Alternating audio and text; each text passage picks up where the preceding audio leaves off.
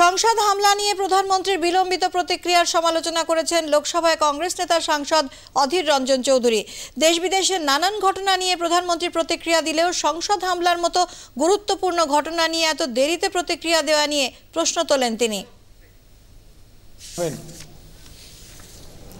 যা আক্রান্ত হলো 13 ডিসেম্বর, এতদিন পর আজ কত তারিখ প্রধানমন্ত্রীকে নিশ্চয়ই স্মরণ করে দেওয়ার দরকার নেই।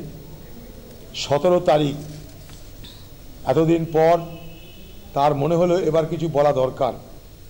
তার তো প্রথম দিনই পার্লামেন্টে এসে বলা ছিল যে আমি আছি, তোমরা ঘাবড়িও না।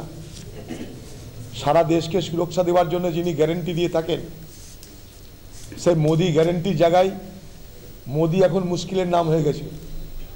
আগে বলা হতো মোদি হ্যায় তো মুমকিন হ্যায়, নতুন স্লোগান দিতে হবে মোদি হ্যায় তো মুশকিল হ্যায়।